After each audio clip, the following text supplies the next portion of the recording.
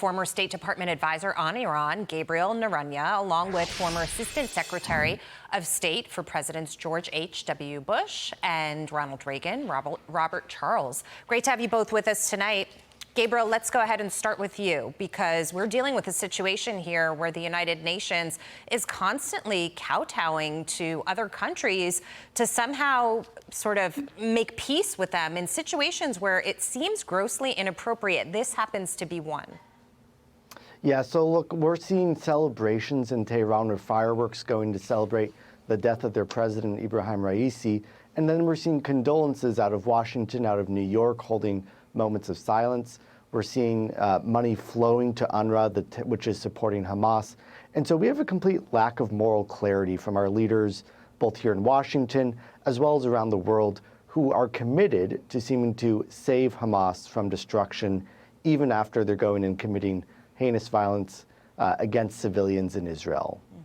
You know, Robert, when we'll call the president a butcher, and we have the United States and the UN so sad about his passing, it does seem like we have our priorities misguided.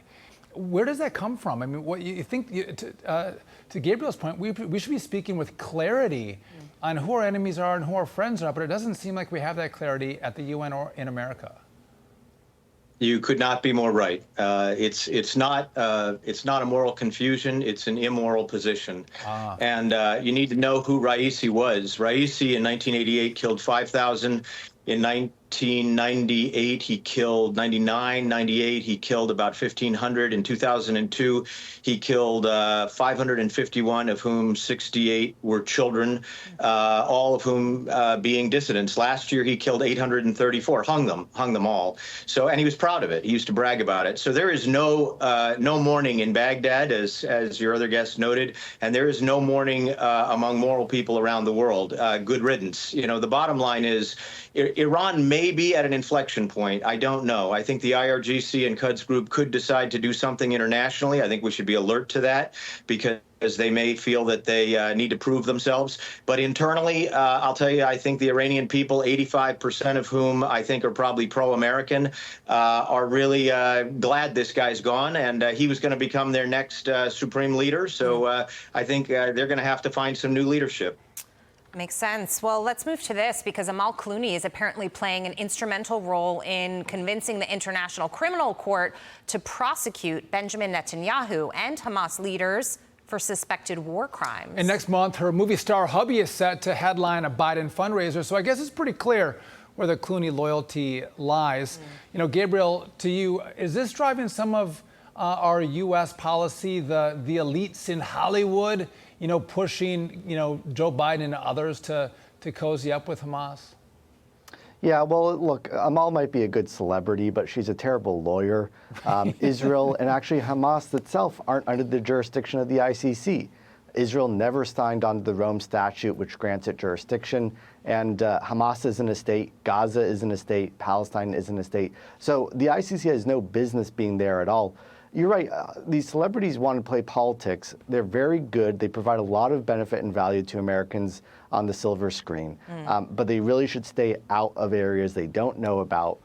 This and international legal affairs is one where they should really just hang up their hats and get to better issues. It's a fair point when it comes to celebrities, but Robert, can I ask you about our own commander-in-chief? Because he's flip-flopped on the Israel issue. At one point, he also was withholding weapons and saying Israel is committing war crimes. Then he checks the polls and sees that that might not be the best position for him to take, and he'll flip-flop the other way. I mean, how can we expect celebrities, you know, to act a certain way, or anybody in our society, when the example's being set at the top?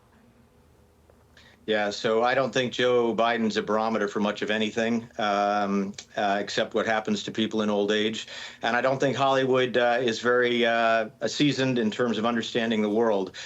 Friends like your other guest here tonight and I have been around the world, and I've been in 50 countries. I've seen a lot of this and what's going on. The ICC is a group of people looking for legitimacy who really have none. The United States is not a member of that court. China's not, Russia's not, Israel's not. not. Qatar's not. There's a bunch of other countries that are not. And at the end of the day, it's only been around a few years, and its notion is that it's gonna wave its arms and it's gonna say that whoever they don't like politically is going to be brought up before them. And I think the bottom line is we've seen where political trials go. We're experiencing that sort of sad turn of events here in this country, and we don't want to see it globally. And the United States is going to hold on to their sovereignty. We have our own sovereignty. We have it in ourselves, in our states, and in our country, and we're certainly not going to give it away to a group of people that think they want to tell us what to do.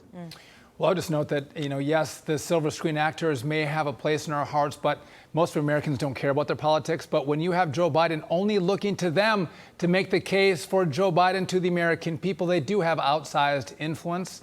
And it's interesting, that dynamic and how they push policy changes within the administration. Gabriel and Robert, thanks for being with us.